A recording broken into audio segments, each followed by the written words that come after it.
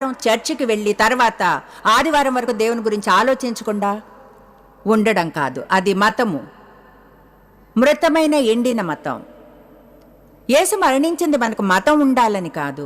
ఆయన మరణించింది మనం దగ్గర శక్తివంతమైన వ్యక్తిగత సంబంధాన్ని పెట్టుకోవాలని దేవునితో, క్రీస్తు ద్వారా.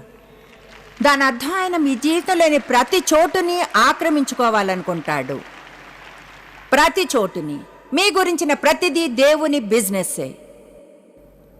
ప్రతి ఒక్కటి, మీ వినోదం ఆయన బిజినెస్, మీ డబ్బు ఆయన బిజినెస్, ఏం తింటారో అది ఆయన బిజినెస్, మీ శరీరాన్ని ఎలా చూసుకుంటారో అది ఆయన బిజినెస్, మీ ఫ్రెండ్స్గా ఎవరుంటారో అది ఆయన బిజినెస్, ఎలా మాట్లాడతారో, ఆలోచిస్తారో, మీ గురించిన ప్రతిదీ దేవుని బిజినెస్సే. అందుకని మరింత ఉత్సాహాన్ని పొందండి, ఎందుకంటే అదంతే.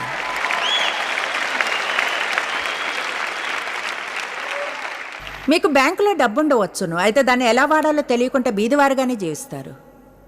నేను మీ అకౌంట్లో డబ్బు డిపాజిట్ చేయవచ్చు, అయితే మీకు ఏటీఎంకి వెళ్ళి డబ్బుని ఎలా తీసుకోవాలో తెలియకుంటే, లేదా అక్కడికి వెళ్ళి ఒక చెక్ని ఎలా క్యాష్ చేసుకోవాలో అప్పుడు బీదివారిగానే ఉంటారు. చూడండి, అది ఒకలా అలానే ఉంటుంది. యేసు మన అకౌంట్లో ఈ అద్భుతమైన డిపాజిట్లన్నీ చేశాడు.